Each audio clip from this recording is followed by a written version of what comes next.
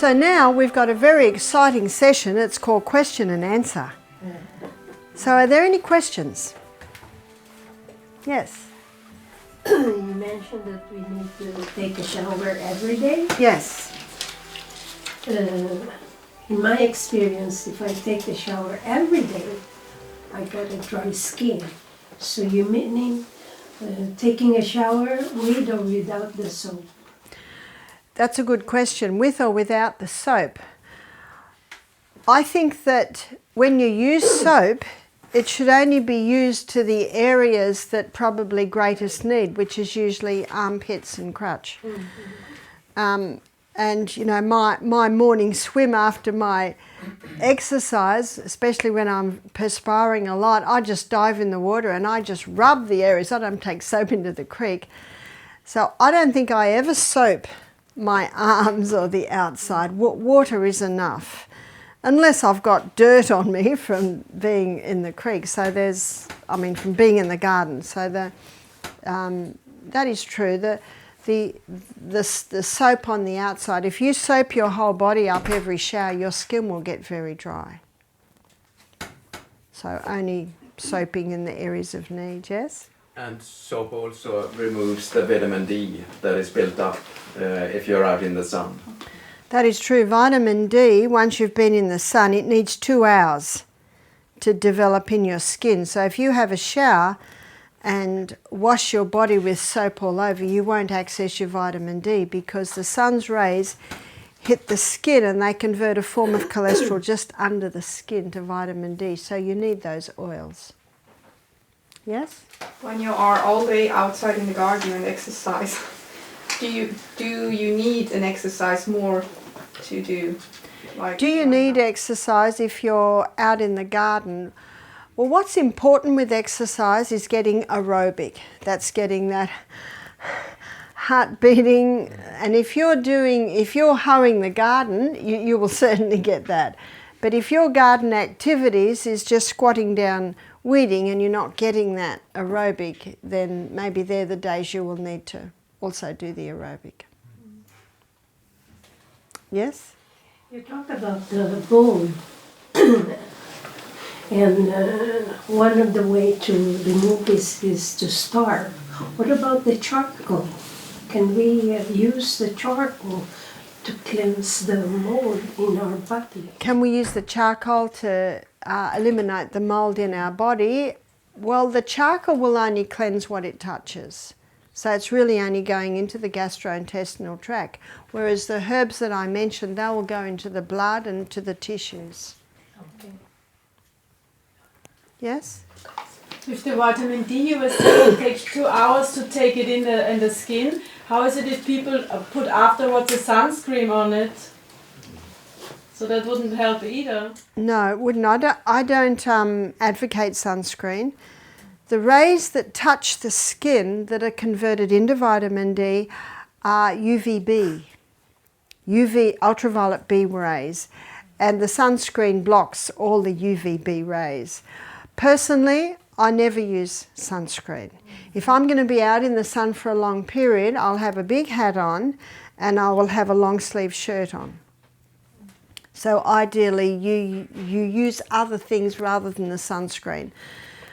Because read the label on the sunscreen packet. It's got a lot of chemicals in it. And what do they say? The bigger the name, the scarier, or the more toxic it is. And again, it's not hard to go to Safari and punch in those names and find out exactly what they are.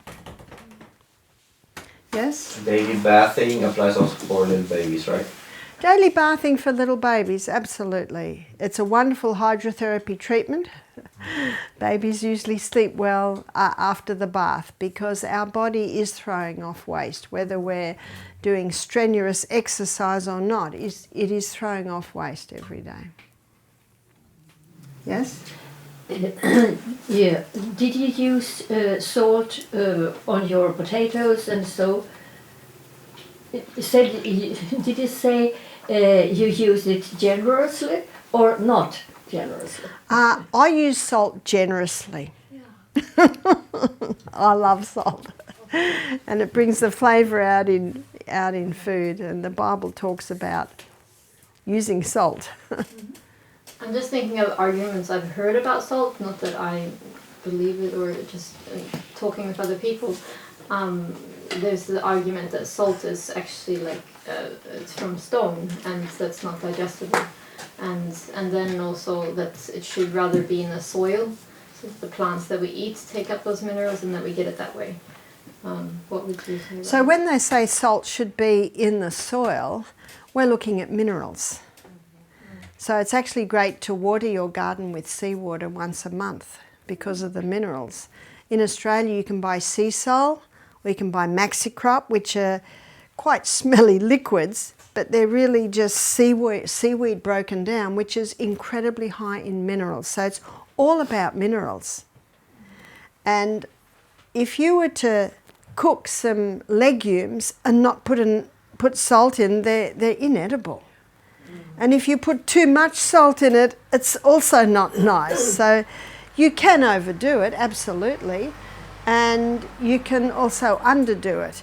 The bad name has come from sodium chloride, which is, see, as you'll see when I talk about salt, seawater is 92 minerals, and 30% is sodium, 50% is chloride. So they're the first crystals formed when the water's evaporated from seawater. So they are scooped up and used, but they are very harsh minerals. If you were to inject sodium chloride straight into the bloodstream, the person would die. And sodium chloride is so strong, it kills the taste buds. That's why people that have a lot of sodium chloride have a lot of sodium chloride. Have you noticed? They sprinkle it on everything. They don't even taste the food before they put it on. That's because those strong, harsh minerals kill the taste buds. God put sodium chloride in nature with all the other minerals, and they buffer. They buffer the harshness of sodium chloride. And so they are very digestible in that balanced form.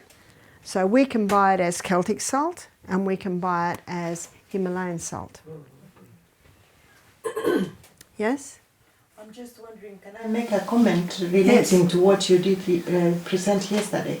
Yes. Yeah, I'm just going to share an experience about the medicine and what the medicine sometimes have done at a personal level. I was given an Enalapril and a tablet for against high blood pressure between 2010. By 2014, I could feel my heart pumping outside my body. And 2015, I had to undergo a heart surgery because my heart was enlarged. And the cardiologist, major cardiologist in Uppsala Akademiska Hospital wrote, I had to ask my journal afterwards. He wrote that that tablet is the one which caused the enlargement of my heart. There were many people who said I should follow and take to God, but I didn't know. I didn't feel I had an energy and all this. Now, thank you for that story, but notice what our sister said, she did not know. And that's why it's a good idea, any advice you're given, you say, thank you for your advice, I'm seriously going to consider it. And you need to look at your options. But I do realise that from a young age we've been told that the doctor knows and he knows best and he will advise.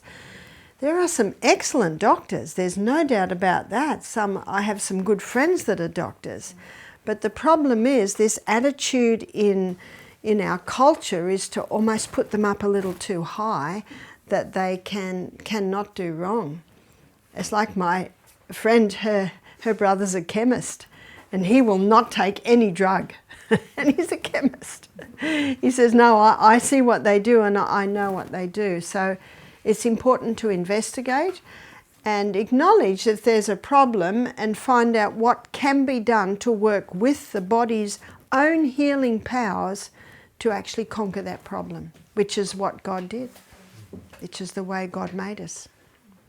And I find my biggest teachers are the people I help. It's like, that is a powerful story. And you have a story now. And as you go through as medical missionaries, your stories are your powerful stories. And in Revelation 12 it says they overcame him by the blood of the Lamb and the word of their testimony. So the more you do this, the more stories that you will get, and those stories basically are illustrations of how these things work. It was a very sad story when I was working in the Bronx in 2004. It was 450 church, and the lead singer in the youth choir had the most amazing voice. And she came to me, she was a little overweight, she said, I have an enlarged heart. And she's on all this medication for her enlarged heart, and she's 19. So I went through her history, and I found out that her periods had stopped when she went through a crisis, and she was given an experimental drug. And that experimental drug enlarged her heart. And now she was on medication for the enlarged heart. Whoa, that is so hard. And I also noticed she didn't like drinking water. So I said, you know, you don't have to drink a whole glass at once. You can sip it all through the day. And that's where we need to come in as medical missionaries. If you get some resistance in what you're explaining, then work out how they can implement it. But the saddest part of this story is 2 weeks later they found her dead. She was 19, and that they acknowledged it was the medication that had killed her. Very, very sad story. Very sad story. But they're illustrations to show that there is only one way that heaven approves in healing, and that is the way that works with the body's healing processes. It makes no sense to go against them. That's why, remember Hebrews 10:35, cast not away therefore thy confidence, in the which is great recompense of reward. And I'm sure there are people who have experienced the reward of working with the body. And also just waiting to let the body heal. Any more questions? Yes? Since we talked about salt earlier, what is your experience with magnesium oil? My experience with magnesium oil is very positive. In fact, the research is showing that magnesium oil, which is applied topically to the outside of the body, is more effective and picked up more efficiently than taking the magnesium by mouth. And there can be a time for both. Our massage therapists always have magnesium oil. See, magnesium is a muscle relaxant. And so whenever you've got tight muscles, cramping muscles, the magnesium oil can be very effective. And for people with restless legs, we advise they have a hot Epsom salts bath, if that's not possible, to apply the magnesium oil on the outside. It's lower the pain. Yes, it does, because cramping muscles can cause pain. So whenever there's cramping muscles, you can apply the magnesium oil. I have Yes? experience of using the magnesium oil. It's really true. Yes, it is true. That's why it's very good for everyone to try this on themselves. and then they've got a story. Yes? Yeah, when you have the restless leg syndrome, should they take it during the day or should they do it at night when they have the problem with magnesium? Ideally before they go to bed, because that's often when the restless legs start, so just before they go to bed, or people that, the hot Epsom salts bath. Two things relax muscles, that's moist heat and magnesium. So in an Epsom salt bath, you've got them both there. But Dr. Neil Nedley, I went to a seminar by him, and he said, exercise those legs. You've really got to exercise those legs. So the exercises that are particularly working the legs are rebounding, trampolining, exercise bike, also swimming. Swimming's quite good. So the legs have to get some exercise. How much do you use of this magnesium oil? I mean, spray?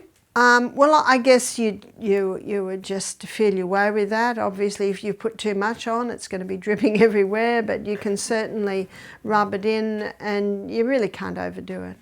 But do you do it in the whole body, just on the legs? No, just the legs. Just the legs, okay. Yeah, just the area that's feeling it. And once is enough, and then go to the often it is. If someone wakes with them at the night, they can certainly apply it again. But I've also had, women with period pain where their stomach's cramping, people with diarrhea or muscle pain, they can apply it to the abdomen and it can relax the cramping there.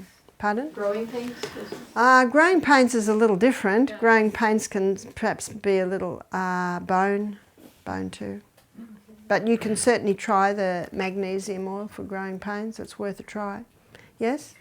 I had restless legs and I thought, well, I have been drinking quite a lot of water. Perhaps I should take salt.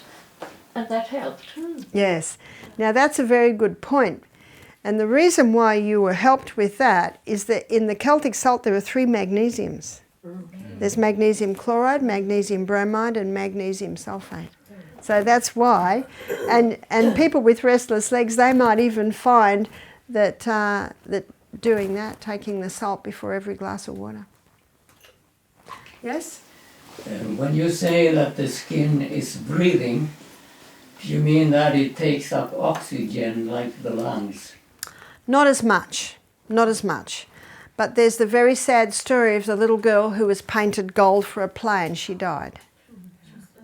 And when they filmed, I was reading the report on the James Bond movie Goldfinger. Apparently they had to paint the model gold for this scene. And I was reading they had to paint half her body, shoot that, take that off, paint the back part of her body, then shoot that. Another illustration that you can't cover the whole body because it does breathe. Not quite as much oxygen as the lungs are taking in, but it needs to breathe, it needs air.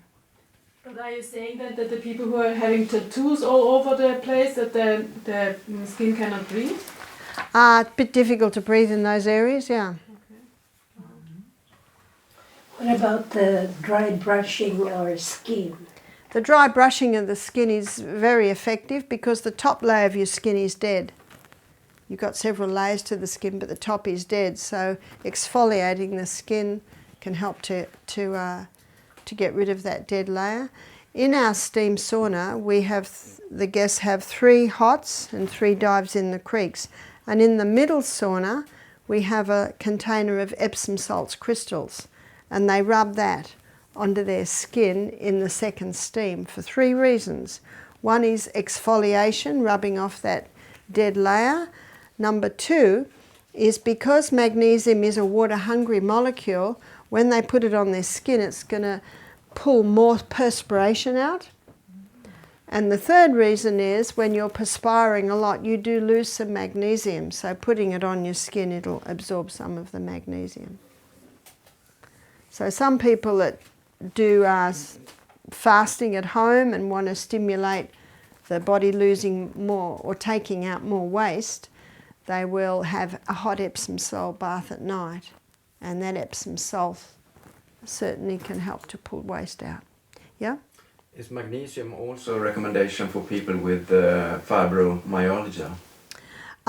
It can be. It certainly can be. Fibromyalgia, there are a few theories behind that. Some of the theories are build up waste in the tissues. Some theories are fungal growths in the tissues. There are a few theories. Yes? There's several people that talk about eating seaweed, and you mentioned that the heavy metals drop down to that level. And the plastic too, is it safe? Or? That is a question mark with seaweed. I'm hesitant, and I'm also hesitant with kelp, because there's hardly a part of our seas today that aren't polluted. That is true. But you get some of less pollution, and you get the rolling of the waves, which can purify the water. So in the Celtic salt, the sea salts, you won't get the chemicals, but they're certainly in the sea life, in the fishes, and quite possibly in the seaweed.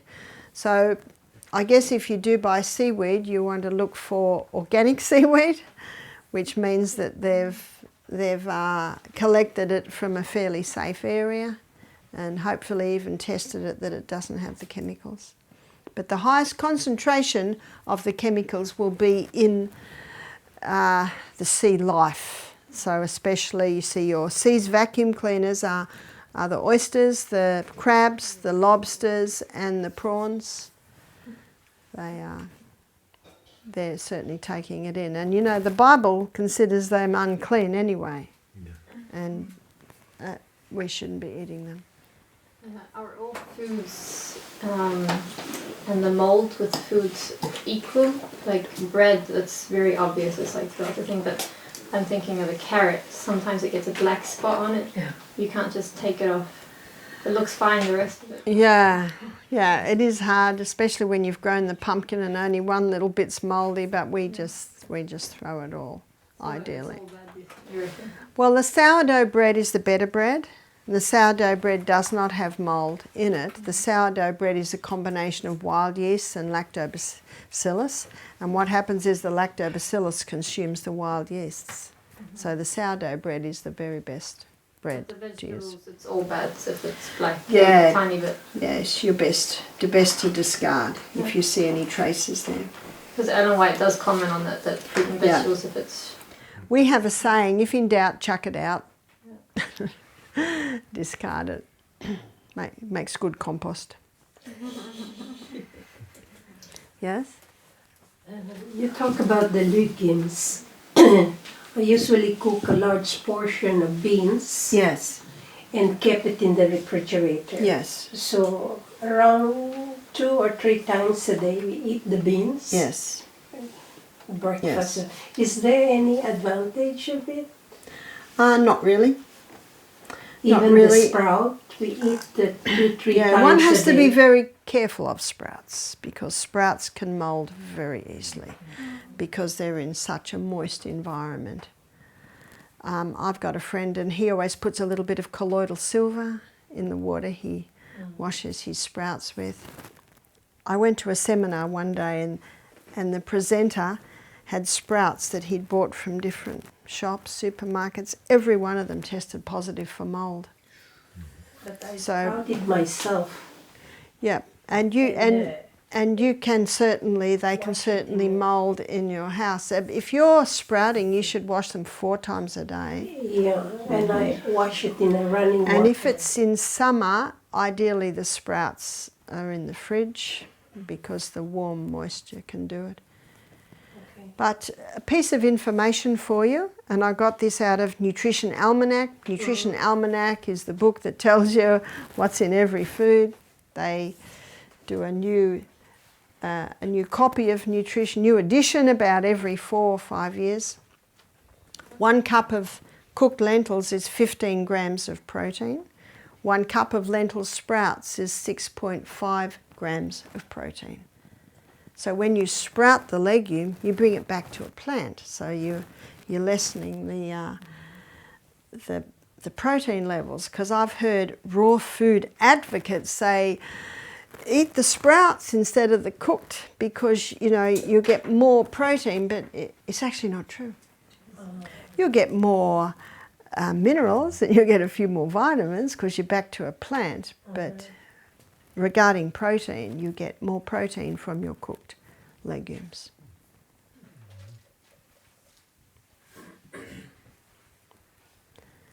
Yes?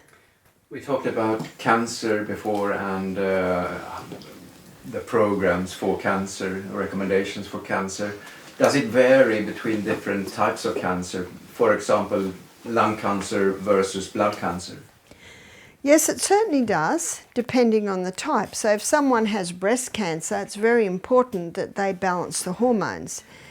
And same with prostate cancer. And with breast cancer, there might be some poultices and some specifics you would use for that. So you're right, it can vary. But with lung cancer, what we advise is mixing a teaspoon of sodium bicarbonate and a cup of water together and getting a spray bottle. And spray and breathe it in.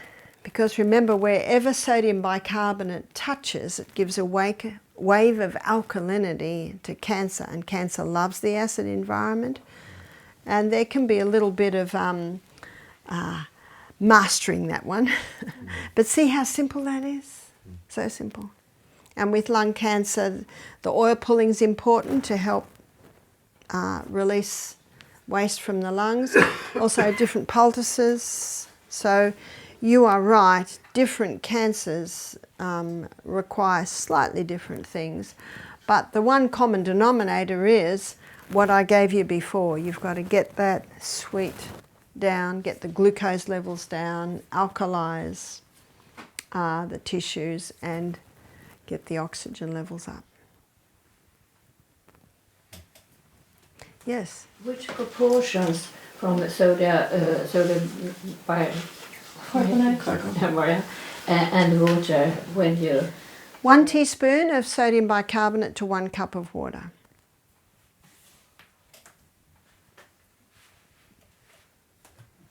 You talked about an antibiotic drink. What was in it again? You said it very fast. I did. I said it fast because we're going to look at it in more detail when we go through the other. So maybe, unless anyone needs it today, it's, yeah.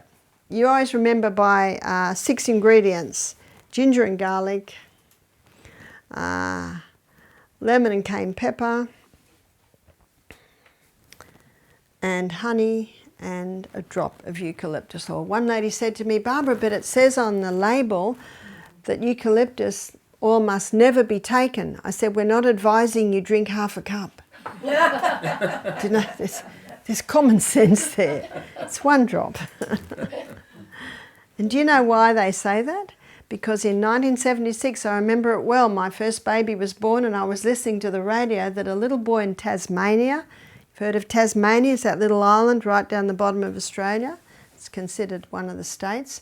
A little boy drank some eucalyptus oil and went into a coma. So they banned eucalyptus oil. How many die from alcohol and that hasn't been banned? Anyway, there was such an uproar that they eventually legalised it, but every bottle of eucalyptus oil you buy now, it's got poison, do not take, not fit for human consumption, special lids that children can't open. And it's because of that little boy. He didn't die, but he went into a coma. And common sense tells us you don't drink that.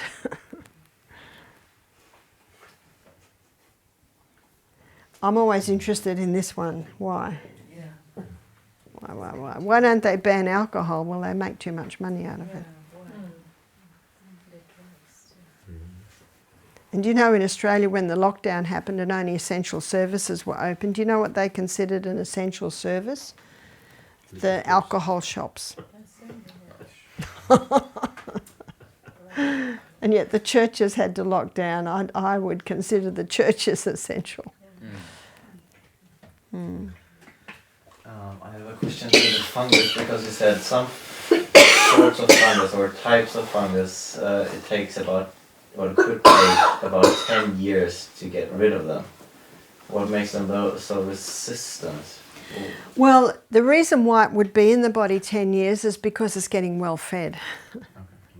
So much depends on that. So when people say to me, how long will this take? And I say, well, it depends. All depends how chronic the condition is. All depends on how long it's been there.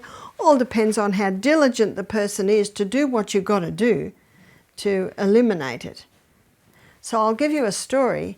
And this story was a true story because a girlfriend of mine met the wife of the man this happened to.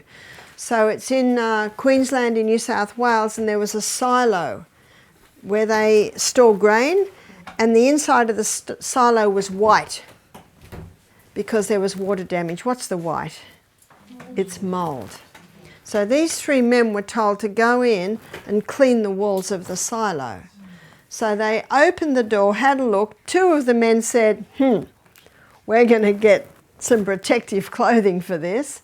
And the 3rd man said, we don't need protective clothing. And he got a shovel and he began to chip off the mould lining the wall of the silo.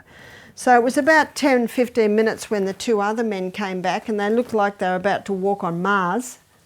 In other words, it's acknowledged how toxic this is. When they opened the door, their friend was lying on the ground. They ran to him, he was dead.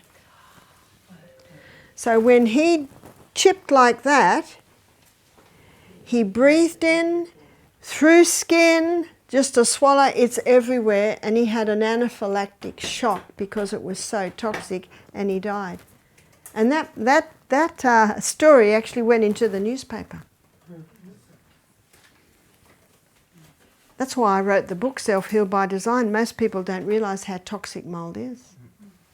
But it was like, he chipped it off, it was solid. So when you chip it off, there was quite a build-up there. Of course, it's everywhere. Now, the worst thing you can clean mould with is bleach, because when bleach and mould get together, they create a very toxic mix. My daughter told me there was a newspaper article in the US where a lady went into a mouldy bathroom, all the windows and doors were shut, and she cleaned it with mould, and they found her dead.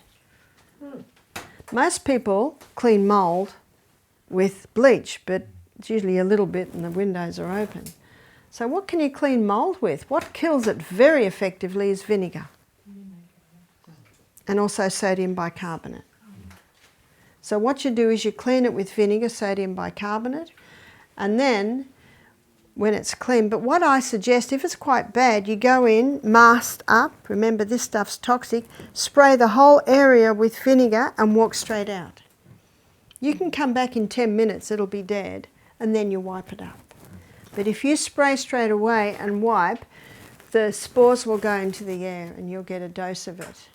And then wipe the whole area over with a damp cloth that's got a couple of drops of clove essential oil, that's very strong antifungal. And then go and ring up the builder or the plumber and find out why it was there. Unless it was very damp and it was closed up for 6 months, then it's obvious why it's there. Vinegar and sodium bicarbonate, would you use them together, because don't they neutralize each other? Well, you get this great reaction, and in that, all that fizzing up, you can scrub it. But does it have the detoxifying effects if it's not? Yeah, but usually you can use it separate. Yeah. That's a great way to clean your teeth. Just have a little bowl of sodium bicarb, dip your toothbrush in. In fact, toothpaste, you know how they're chalky? They're mostly sodium bicarbonate. Okay. And if you want the lice, peppermint, just put a drop of peppermint oil in. Yeah. When you have a yeast infection, should you also not eat bread? You can eat the sourdough, but not yeast bread, because yeast bread, that yeast will feed it. So if someone has a yeast problem, all yeasts, Torilla yeast, brewer's yeast, Marmites, Vegemites, yeast bread, all the yeasts must go. Brewer's yeast? I'll never use brewer's yeast. You can't kill yeast.